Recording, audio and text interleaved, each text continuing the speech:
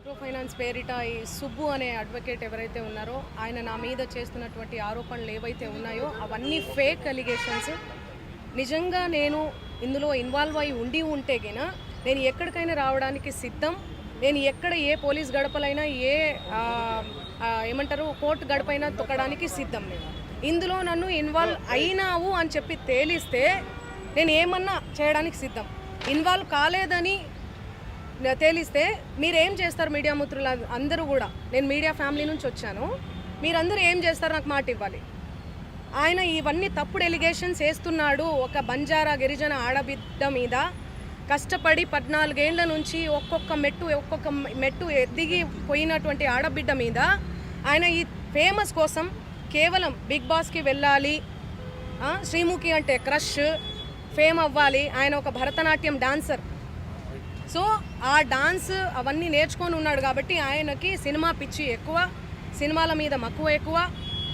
దానివల్ల నా పేరు వాడుకొని ఆయన ఫేమ్ అవ్వాలని చెప్పి ప్రతి ఒక్క మీడియా గడప తొక్కి ప్రతి ఒక్కరికి అడిగి ఇంటర్వ్యూ తీసుకోండి అని చెప్పి లేనిపోని అలిగేషన్స్ అన్నీ కూడా నా మీద వేస్తున్నాడు. నిజంగా ఆ బాధితుల్ని చూస్తుంటే నాకే చాలా చాలా బాధ అనిపిస్తుంది. నాకేం సంబంధం ఉంది? ఈ చేతి నిండా పనులే ప్రజల ఆశీర్వాదాలతో, మీ అందరి ఆశీర్వాదాలతో ఈరోజు మీడియా లేకపోతే నేను లేను. ఇండిపెండెంట్గా ఎదిగిన దాన్ని, నేను మీ చేతులల్లో ఎదిగిన దాన్ని, మీ చేతులల్లో పెరిగిన దాన్ని నేను ఎందుకు చేస్తాను? నేను అక్కడి నుంచే కదా వచ్చాను. ఎక్కడి నుంచి అయితే వచ్చానో వాళ్ళ పొట్ట నేను కొడతానా?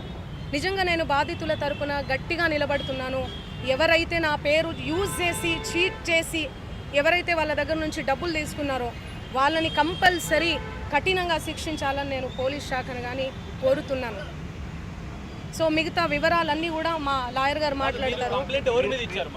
సుబ్బు గారి మీద ఇచ్చాం. సుబ్బు సిగపోగు పూర్తి నేమ్ ఆయన పేరు.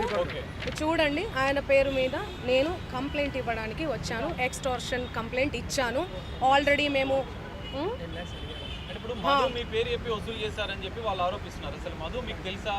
నా మీద ఎవరెవరో ఆరోపిస్తారండి. ఎవరెవరో వస్తారు, ఫోటోలు దిగుతారు. మీరు దిగరా? ఇంతకు ముందే దిగిర్రు. మీరు దిగరా?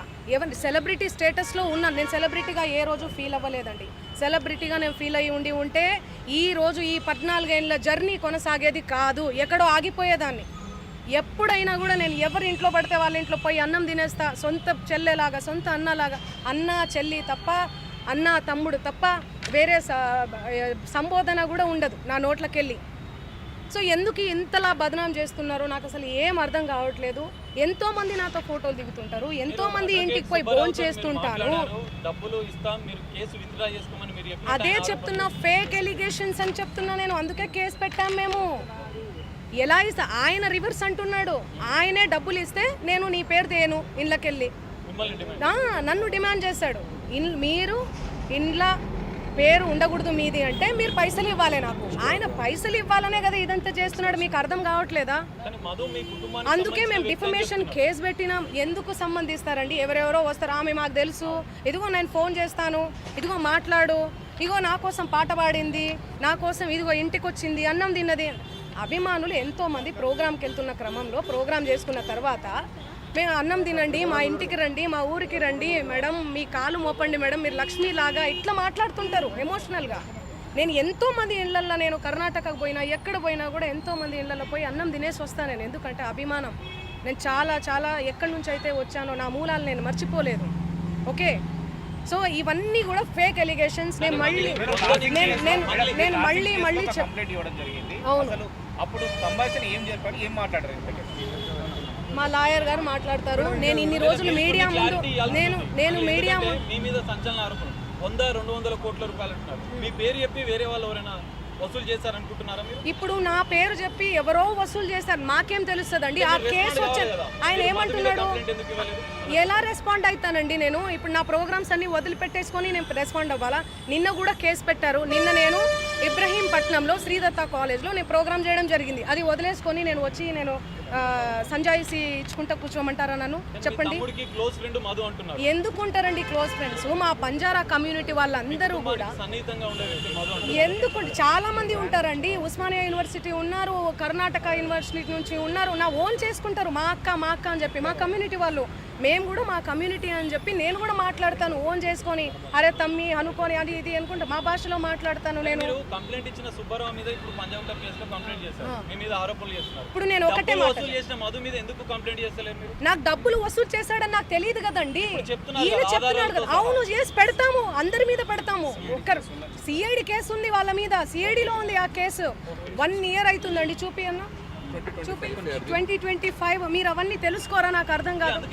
టకా టక్కని పెట్టేస్తే నా ఫ్యామిలీ ఏమైపోవాలి, మా నాన్న ఏమైపోవాలి, మా అమ్మ ఏమైపోవాలి? కొంచెం అన్న మీరు ఆలోచించాలి కదా ముందు వెనక. నేను అలా చేస్తానా? నేను ఎన్ని పాటలు చేస్తున్నా, ఎవ్రీ ఇయర్ పాటలు. డబ్బులు కట్టలు లెక్క పెడుతున్న మీ తమ్ముడి వీడియో కూడా వైరల్ అయింది. అది మా తమ్ముడు కాదు, అదే చెప్తున్నా నేను. మా తమ్ముడు కాదు, ఎవరు ఆయన? మా తమ్ముడు ఫోటో చూపియాలనా నేను? మా తమ్ముడిని చూపియాలనా? ఫోటో చూడండి, నా ఇన్స్టాలో ఉంటది, అన్ని దగ్గర ఉన్నాయి. తమ్ముడికి మధు కూడా ఎలాంటి సంబంధం లేదంట. సంబంధం అంటే ఫ్రెండ్షిప్ ఉంటుందండి. హాయ్ అంటే హాయ్, బాయ్ అంటే బాయ్. వాళ్ళు ప్రోగ్రామ్ కానీ వచ్చిర్రు, తీజ్ ప్రోగ్రామ్ జరుగుతుంది, సేవాలాల్ ప్రోగ్రామ్ ఉంటుంది, ప్రోగ్రామ్ కానీ వచ్చిర్రు. ఆ బంజారా కమ్యూనిటీకి సంబంధించినటువంటి వ్యవహారాలు, ప్రోగ్రామ్స్ ఏవైతే ఉంటాయో అవన్నీ మా తమ్ముడు చూసుకుంటాడు. మిగతా తెలుగు ప్రోగ్రామ్స్, కర్ణాటక కన్నడ ప్రోగ్రామ్స్ ఏమైతే ఉన్నాయో అవన్నీ నా మేనేజర్ చూసుకుంటాడు.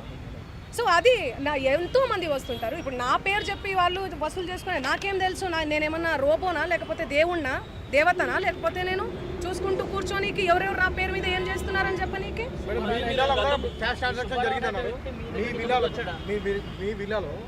మా విల్లా కాదండి, అది ఎవరిదో అండి. మీరు కావాలంటే అందరు రండి, మీడియా వాళ్ళందరూ రండి, మా ఇంటికి రండి. మీరు గతంలో క్లారిటీ ఇచ్చారు, కోకాపేటలో స్కూలు, హాస్పిటల్, పబ్బు కోసం ఆ పెట్టుబడి. కోకాపేటలో స్కూలు, పబ్బు అవన్నీ యాడున్నాయో తెలీదు. ఆ బిజినెస్ మైండే ఉంటే ఎప్పుడో పెట్టేసుకునేదాన్ని.